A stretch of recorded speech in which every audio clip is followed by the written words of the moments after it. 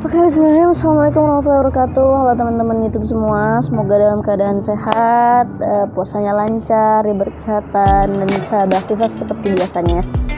So, kali ini kita ngobrol-ngobrol aja dulu. Ngobrol apa?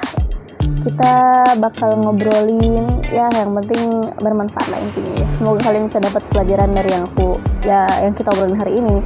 BTW jangan salfok ke soalnya ya lagi sambil jaga toko gitu, jadi ya ini mohon diabaikan, ini mini yang ada di belakang dan sebagainya. Oke.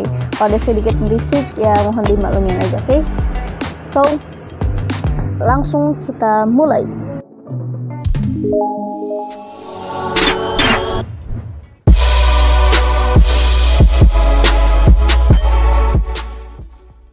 Nah, jadi yang bakal kita bahas ini mengenai kata-kata atau ya yang biasa kita ucapkan. Intinya mengandung tentang kata-kata. Judulnya itu kekuatan asa dalam kata-kata. Apa nih? Ribet banget bahasanya. Ya intinya kekuatan ucapan yang kita lontarkan. Jadi kita pernah dengar kan, teman-teman pasti pernah dengar kalau ada yang bilang ucapan itu adalah doa. Nah, kita bakal bahas tentang ini. So, jadi gini, ada sebuah riwayat dari Imam Al-Bukhari. Jadi ceritanya zaman dulu itu Nabi SAW hendak menjenguk orang sakit. Orang sakitnya orang Baduy.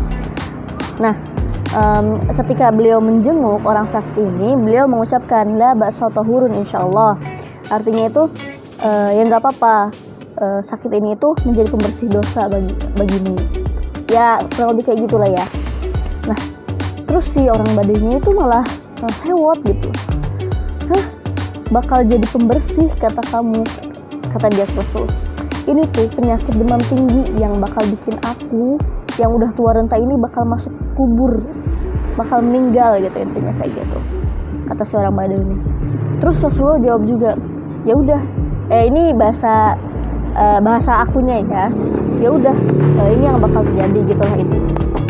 Dan kemudian benar aja gitu, si orang Baduy ini pun meninggal karena ya dia udah mungkin negative thinking kayak udah sakit banget gitu, gue bakal mati gitu. Makanya dia benar meninggal.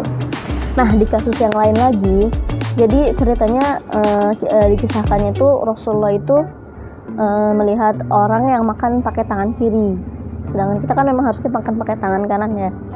Kemudian Rasulullah berkata, kul biyaminika, makanlah dengan tangan kananmu. Terus kata si orang ini, dia jawabnya, gak bisa Rasulullah, gak bisa gitu. Terus kalau kata Rasulullah, kalau gitu kamu beneran bakal gak bisa.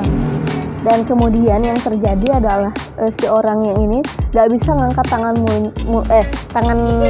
kanannya itu ke mulut.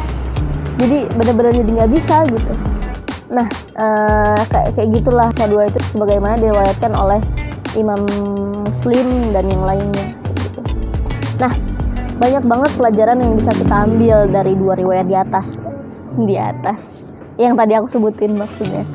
Jadi bukan sekedar menunjukkan bahwa dikabulkannya ucapan Nabi gitu, tapi juga gimana merespon harapan baik yang orang lain ungkapkan gitu dengan kata-kata. Jadi maksudnya tuh Rasul udah mendoakan kebaikan buat dia, tapi si orang yang didoakan itu enggak, malah sebaliknya gitu, udah negatif thinking duluan, dan hasil ya yang terjadi kepada diri dia itu ya yang apa yang dia katakan, apa yang dia pikirkan kayak gitu.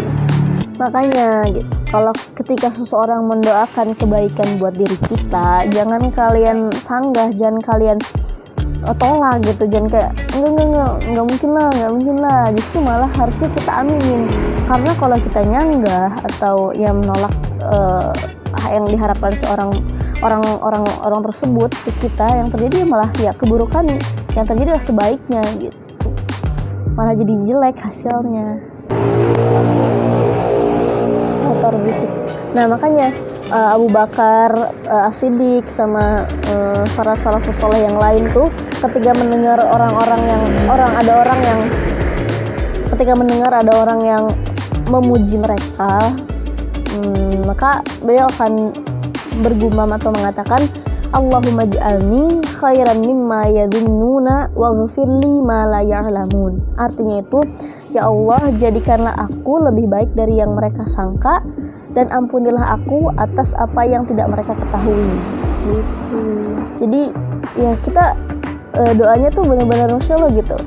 Kalau kita dipuji sama orang lain tuh kayak gitu, kita berharap bahwa ya semoga yang mereka sangkakan itu kita tuh bisa lebih baik dari itu, dan kita minta ampun gitu buat apa yang sebenarnya orang ini tuh nggak ketahui tentang kita gitu.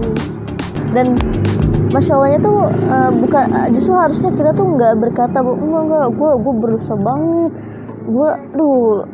aku tuh bukan apa-apa gitu loh. Kayak misalnya emang kadang mungkin banyak terjadi di real life-nya, orang itu kadang dipuji justru malah bilang itu enggak loh, malah jadi minder gitu, malah jadi enggak lah, gue nggak sebaik itu, gue bukan orang suci, gue bukan yang kayak lo pikirin gitu, nggak kayak gitu. Yang harusnya kita ucapin tuh yang kayak tadi, semoga apa yang kamu ucapkan itu kita lebih baik dari itu, dan kita minta ampun gitu buat apa yang nggak mereka ketahui sebenarnya tentang diri kita, yang suka misalnya bikin dosa atau apa kayak gitu. Cuman nggak perlu dibicarakan ke orangnya tuh guys. Nah, hal kayak gini tuh disebutnya itu al-ja'lu atau tafa'ul. Nah, ketika ditanya kepada Rasulullah apa definisi dari al-fa'lu ini, Rasulullah menjawab, al-kalimatus sholihah yasma'uha ahadukum. Kalimat yang baik yang didengar oleh salah satu di antara kalian. Hadis riwayat Bukhari. Gitu. Jadi kalimat yang baik yang didengar oleh salah seorang di antara kita. Gitu. Kalau dengar kalimat baik. Nah, maka dari itu, misal kalau ada orang yang bisa kita lagi sakit atau lagi down, lagi futur atau apa, terus orang itu bilang, kamu pasti bisa sukses, kamu pasti bisa sehat, insya Allah gitu. Jadi kayak, dan kita tuh nggak boleh bilang, duh aku capek banget, aku nggak bisa kayak gini, atau aku lemah banget orangnya, ini udah sakit banget atau kayak gini. Justru kalau kita bilang hal-hal negatif, itu tuh bakal mempengaruhi usaha kita buat melewati masalah atau penyakit yang sedang kita jalani gitu. Jadi udah mengaruh ke psikis, usaha kita juga jadi lebih sedikit karena pikiran udah negatif duluan. Makanya kita harus sebisa mungkin terus berpositive thinking, terus kalau ada yang doain makasih banget, kita harus tambah semangat kayak gitu guys, jangan malah sebaliknya. Dan kalau kita mengatakan sesuatu yang udah pesimis duluan atau negatif thinking duluan, itu justru bakal jadi doa yang buruk buat kita. Karena ada benarnya nih ungkapan orang, al-bala muwakkalun bil mantiq. Musibah itu terjadi karena lisan yang mengucapkan. Ya enggak? Iya aja dah. Iya. Kayak gitu guys. Nah, seperti Al-Mu'ammil yang menceritakan dirinya sendiri bahwa penyebab kebutaannya karena saat dia sedang kalut berucap, alangkah baiknya jika aku tercipta tanpa penglihatan. Tak lama kemudian dia pun menjadi buta. Itu kisah Al-Mu'ammil. So, kayak gitu guys. Jadi buat teman-teman nih, inti dari obrolan kita siang ini atau sore ini, malam ini, pagi ini, buat kalian yang nonton kapanpun, aminkanlah doa baik yang dilontarkan orang-orang, karena itu juga bisa menjadi wasilah buat kita melaksanakan atau melewati ujian yang Allah berikan itu dengan baik, dengan optimis gitu. So, semoga kalian dapat sedikit pencerahan dari apa yang aku atau dari yang buku ini sampaikan, dari yang aku jelasin lagi.